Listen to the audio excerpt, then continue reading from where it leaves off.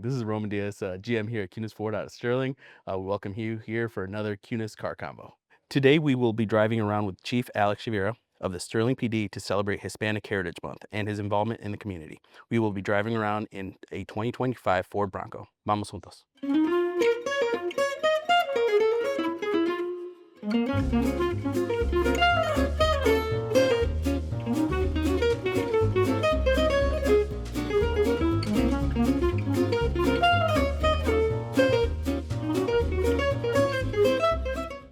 How long have you been chief for? 5 years. 5 years? Yes. What started you? Or did you just go up and just keep getting promoted? Yeah, I started, I was born and raised in Sterling. As a young person, I always was interested in law enforcement, and I kind of had an opportunity to apply. I attended Wallace School, Sterling High School, went to SAUC for criminal justice courses, and when I was 21, I had an opportunity to apply for the Sterling Police Department, and I was lucky enough to get hired on my first attempt, and I just kind of 29 years later, here we are. Wow. So from the get-go, that's what you wanted to do? Yes. That's I awesome. was always interested in investigations and stuff like that, and so I just kind of went to SAUC, took some classes, and got hooked on other aspects of law enforcement. And like I said, I didn't really have any desire to leave town at a young age. So when I got hired, I never thought I'd be there as long as I was. But, here we are. And 2 days left before retirement? Yes, 2 days. Friday's my last day. It's actually my anniversary date when I was hired, and back in '96 I was hired on the same day. So kind of full circle, and it'll be an even 29 years. What are your thoughts on it? Excited? I'm excited, Roman. I got a little nervous over Labor Day weekend when it was a 4-day weekend, and I realized that there's a lot of time in a day to do nothing. But I'm looking forward to it. I'm looking forward to relaxing, spending time with family, going on a few trips, just kind of taking it easy for a little bit, and then we'll figure out what the next chapter is. And a lot more golf? If I don't lose, maybe I won't lose as many golf balls. Yeah, so maybe practice some golf, and then hopefully spend some time out there on the course with some buddies. Sounds awesome. Yeah. Now you are the first Hispanic chief that we've had. What does that mean to you? Well, I didn't realize it at first. I guess that wasn't part of. I was a deputy chief when the former chief said, he told me, "Hey, Alex, I'm retiring, and I think you'd be." It would be good for you to put in for that position. Mm-hmm. And I had at the time, to be honest, I had no desire to be the chief of police. To me, the mentality was, that's a lot of responsibility. You're responsible for everybody below you. I kind of felt like I was in the perfect position in being the number 2 in charge.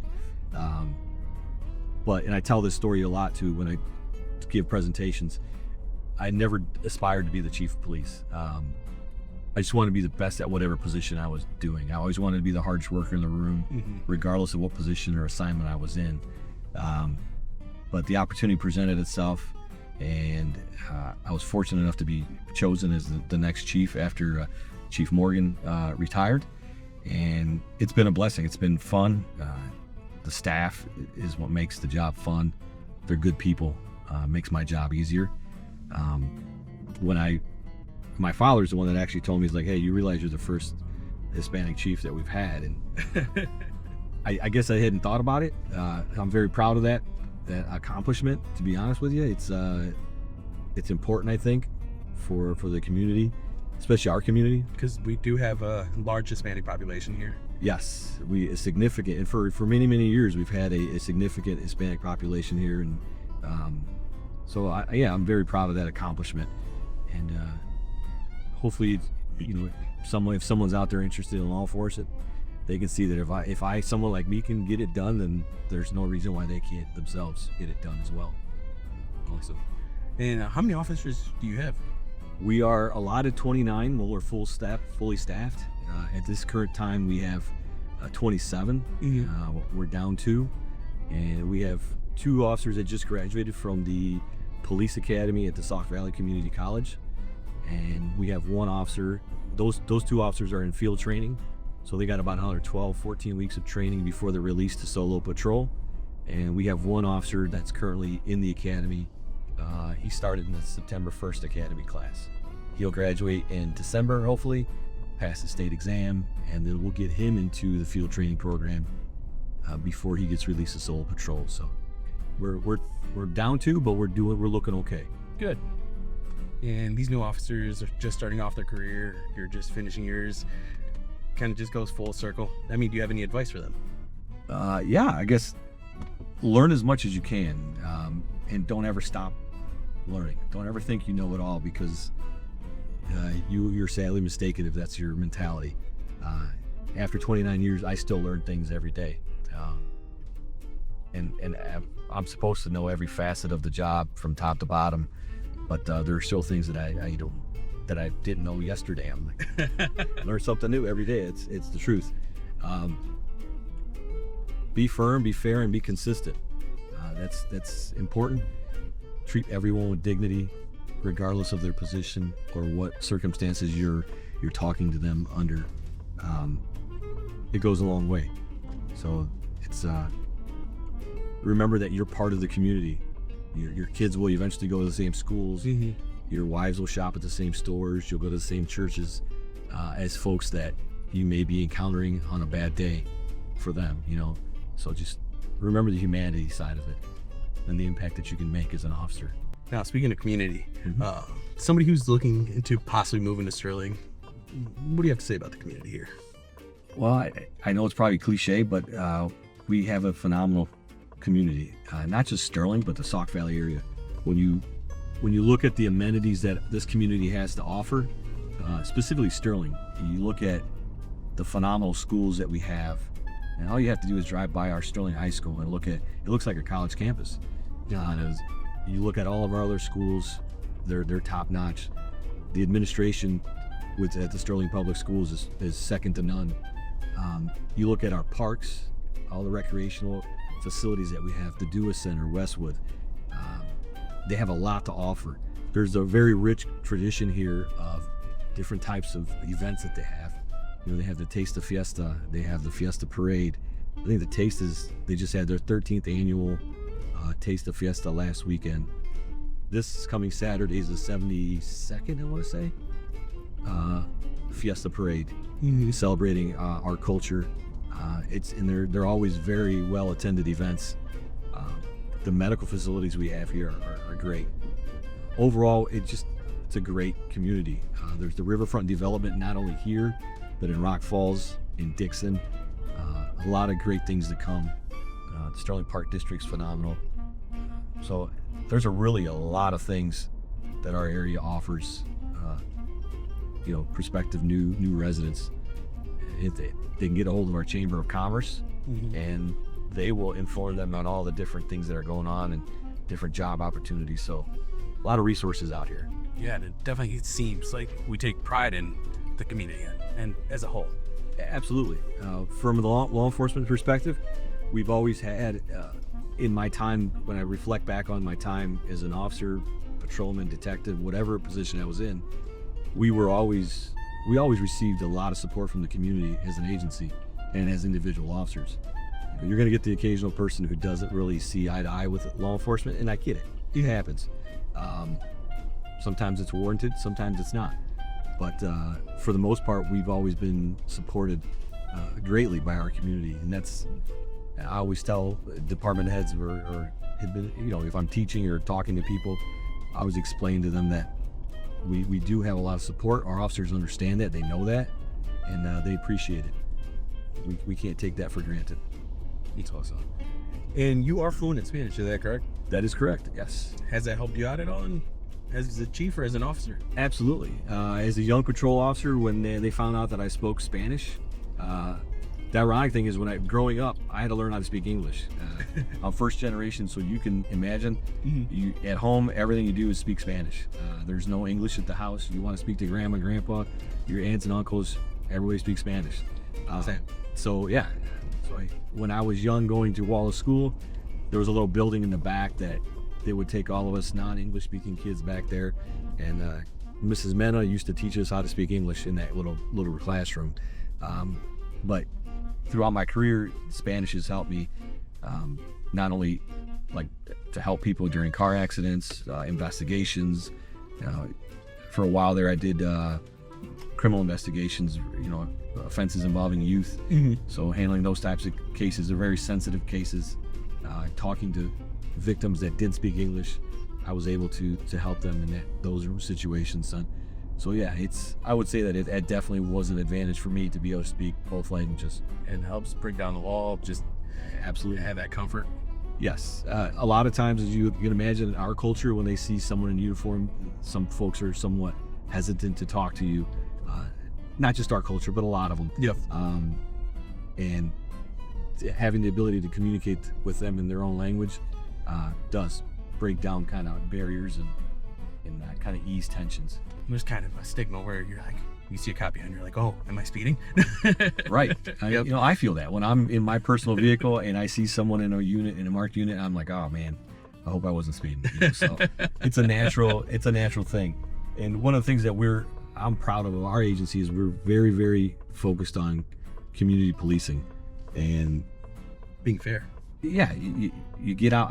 I love it when our officers are out in the parks playing with the kids, throwing a football, playing basketball, having water gun fights with them, whatever they're doing, stopping at lemonade stands. That's what it's all about for us. That's what law enforcement is about, is building positive relationships with your community, regardless of the demographic or where they're from or their social status, social economic status. Be fair with everyone, treat them all with dignity, spend time with them and get to know them on a personal level. And that was instilled in me as a young officer by our former chief and chiefs. And initially when I was a new officer, I wanted to kick in doors and arrest bad guys. But Of course. it became very evident that there was more to the job than that. And there are still people that call me today who were kids when I was a young officer saying, hey, my grandson is in trouble. What advice you have for him? Will you talk to my grandson or grandchild? So it kind of comes full circle. And it's all because of what was instilled in me, and that is community policing. We're here to not only serve the public in the criminal justice aspect of it, but serve them as we're public servants, and we provide a service to them. So it's one of our predominantly at the top of our list is community policing with the young people and everybody in our community. Yeah, I mean, you're our local heroes. When we need something, you're there, and it's more than just kicking down doors. It's anytime anybody needs help, you guys are there. Yeah, by virtue of the nature of our job, as you saw, our officers are roaming around the city. If you see them parked in a lot, sometimes they're doing reports in those squad cars. Those squad cars are essentially their mobile offices. They have everything in those squad cars to do their job. So you may see them in a parking lot sitting there and yeah, hopefully they're not watching Netflix, but more than likely they're doing reports. They're catching up on different cases that they're doing. They're making phone calls, sending emails. They got a lot of responsibilities, and they're constantly having to write reports. So that's where the most of their time is spent, is writing reports and waiting for that next call to come over the air, because you never know what it's going to be from 1 minute to the next. What is the schedule of a police officer? Is it our officers work 12-hour days? Our patrol officers work 12 hours. They work 7 a.m. to 7 p.m. and then 7 p.m. to 7 a.m. The detectives and the administration, they work 8 to 4 Monday through Friday. So our officers are working about an average of 14 days a month, which isn't a bad gig. It's not bad. Yeah. Any history, anything you want to tell me about the police station? Well, we started, I like the history aspect of a lot of things, and one of my goals as a chief was I always believe that it's important to pay our respects to those who came before us, those who paved the way before us, because at the end of the day, our agency is what it is because of those folks. They had the foresight and the vision to either implement policies that were appropriate and needed, or buy certain technology or equipment. So because of them, we have what we have today, and it's important to pay our respects to them. So we have a very rich tradition of being number one in training. That's our focus. I've always believed that a well-trained officer performs better on the street and is just an overall better employee. So we do a lot of training. Our agency actually started in 1857, and before that, we started as merchant police for like local businesses that were just starting. If you read the history of Sterling, there was really no police department. We were merchant. They hired citizens to be merchant police, basically security guards for the local merchants and vendors. And then when the city actually formally incorporated in 1857, the city said we need an actual police department, and that's when our agency started. We have a lot of really neat historical artifacts in the station that are going to be displayed in our lobby. Some of them are up there now. Some are still in my office waiting to get put out. You're going to take those with you. There's so much. Yeah, oh, it's their stuff. There's so much cool stuff out there about our history. So our agency's been in the City Hall building for a number of years. We're down in the basement in case anybody needs to find us. And recently the dispatch center left our office and then consolidated to Morrison because they're sheriff's department employees. So now the building is locked down after hours, but there's a way to get in through this north elevator door after hours. There's a phone down there and they can talk to an officer. Am I allowed to pull in here? Yeah, go ahead. Okay. These are some of our squads. You'll see we have Fords and Chevys. We are transitioning from the Ford Explorer to the Chevy Tahoes. We usually have about 9 squads out here. We have a full shift today, so some of the officers are out on patrol. But this is where the officers will park. We have a community service officer. That's her car. I don't know if you're familiar with our comfort dog, Millie. But she's one of our programs is a community-oriented officer. We have our community service officer, Mary Toth, and our comfort dog, Millie. They attend a lot of community functions, go visit people in hospice care or April House, which is the Children's Advocacy Center in Morrison. Always about community events with Millie and Mary. So, And how long has Millie been with you? She's been with us a little bit more than a year, about a year and 4 months. Her birthday was just April, I believe, April or May. I'm assuming as a chief, you never just get to go. You always have something that you have to do. That's probably the thing I'm going to enjoy the most, Roman, is I've been carrying 2 phones for 15 years. So putting that second phone down is going to be a relief. But I have a really good staff. I have 2 deputy chiefs. One is in charge of all the officers and the sworn staff. The other deputy chief is in charge of our support services or civilian staff. And we make a good team, so we communicate very well. And they know that I'm willing to come out with whatever needs to happen. If they need extra bodies, I'm always there to help. And as are they. So it really works. So if they go on vacation, then the calls come to me. If I'm on vacation, the calls go to them. So we got a pretty good system down. What are you going to miss the most? Definitely the people, the employees, the camaraderie. There's a certain like any job, you start to become family with your work family, your work friends, and you know everything about them. You know the good, the bad, everything. You know their kids' names. You buy cookies from their kids or whatever fundraisers the kids are having. They come into your office and you whip out the checkbook. So I'm gonna miss that. It's been great. They are really good people working for us, all of them. And so it's been great having the opportunity to lead the department, to advance us technologically, equipment-wise, training-wise, to just improve on what the previous chief did a little bit. And I'm very lucky to have been in my position for the 5 years that I have been in. I'm blessed in many, many ways. So I'm excited for the police department. I'm excited for what the new chief's going to do, and I'm really looking forward to seeing the changes that may come and the advances that chief implements.